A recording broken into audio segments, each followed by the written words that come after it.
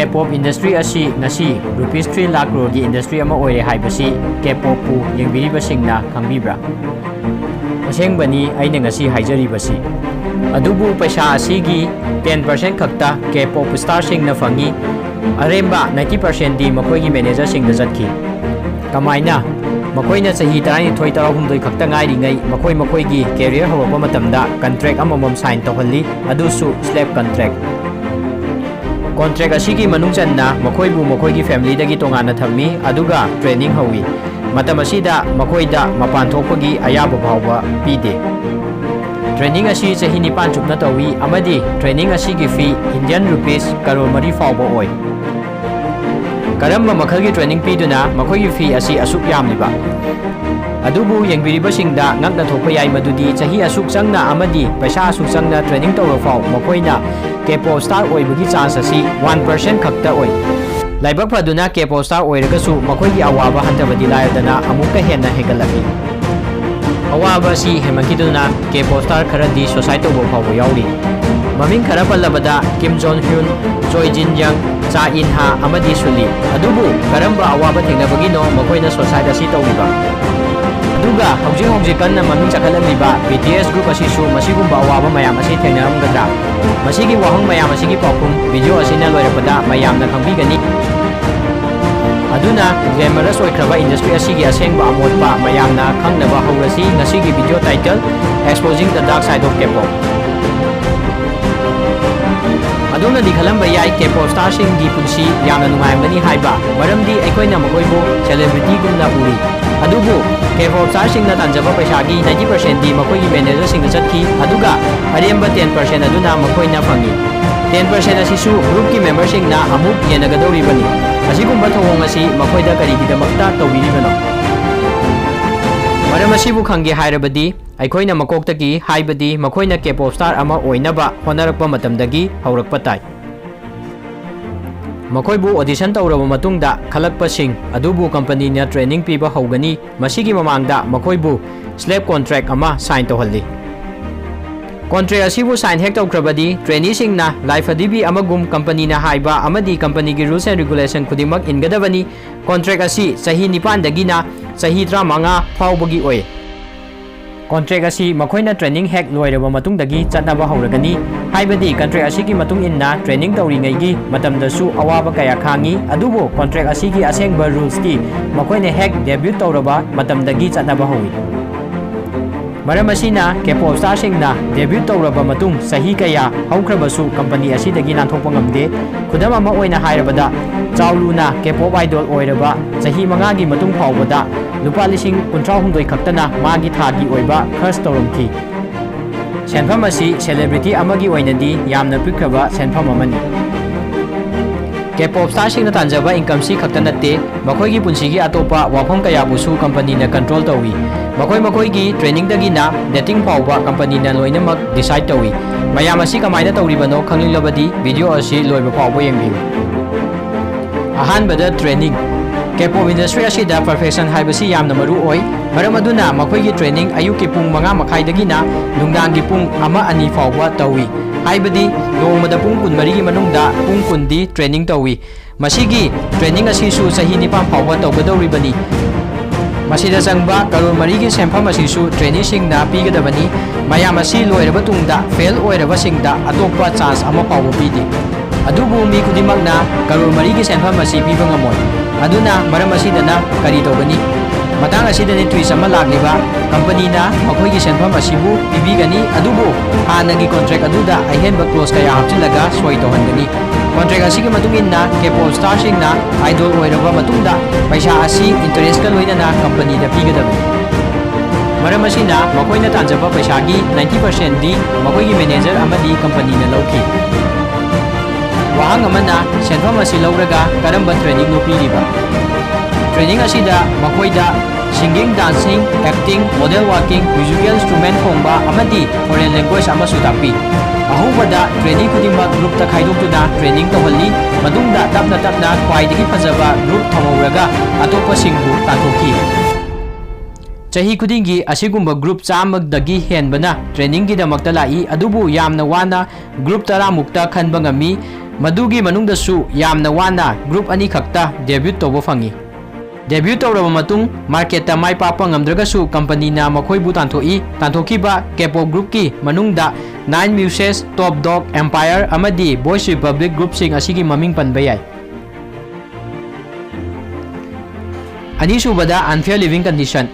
Training loiraba matung K-pop star oirabasu makhoigi punsidi arang arak amadi nungai yaifabadagi yamna lapna lei. Star ama oirabasu company na haiba mafamda leidaba yade. Masigi maramda Asengba TRCNG group na expose tauki. Makoibu yamna pikraba tumfam phawba leitaba flooring fazana tawbidaba amadi electric phawba fazana phangdaba bootcamp amada thamki. Maramdi makoigi company na final notice lakti phawba electric bill phawba TV kide masida sunatana ningtham thada makoigi hita yaraktaba matamda madu phawba repair tawbi kide. Maram asina group asigi member mari flu tauki masidasu makoibu rest tawhanbadi lairdana for season aduna hek thangnaba numitta perform tawhanki. Masibumnama asi mamangda sign tawkiba contract adugi matung inna company na makoigi leifam pibagini. Maram asina mafam asida sa sandongna leiba natana makoigi upay amata leite. Ahum subada makoigi personal life ta company ki control.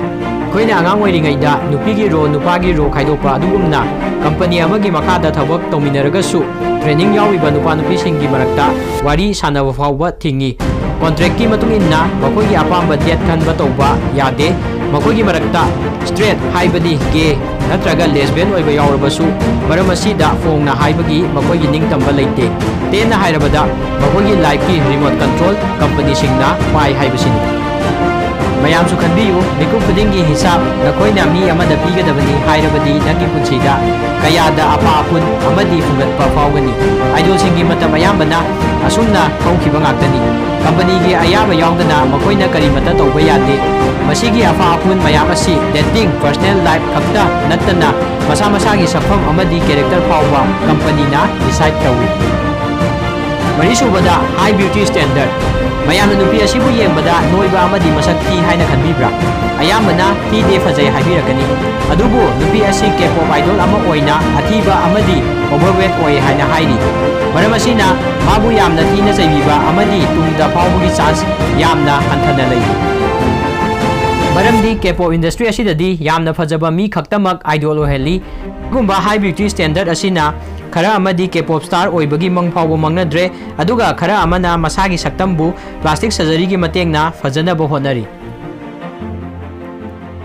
Industry asida leinaba K-pop star mayam ama plastic surgery tawri maming khara pallabada Tiara group ki Hyomin, Brown Eye Girls group ki Narsa, Super Junior group ki Sidong amadi GEA group ki Kwangi. Beauty standard asibu maintain tawnaba company na makoigi weight amadi diet pu yamna strict oina senai maram aduna matam amadadi saru ngakta ngaibasu yawnari. Masina takpadi star singbu diet tohonba natte chara helanbani.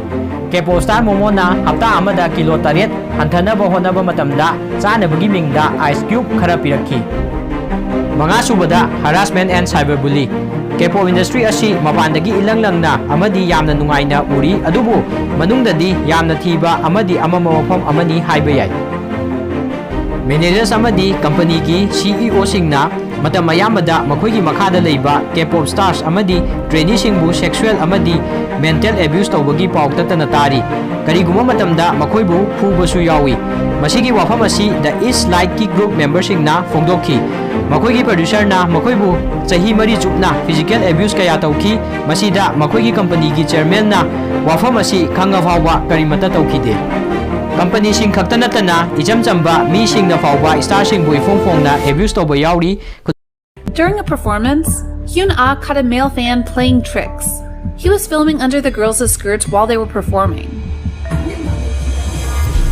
Dama mo oina Lovely's group ki Yusiya the interview amada nupa amana makong thanggalaku haiki adubo nupa asi tandokpagi mahutta makoigi manager na thogdok asibu adum yengduna leikhi.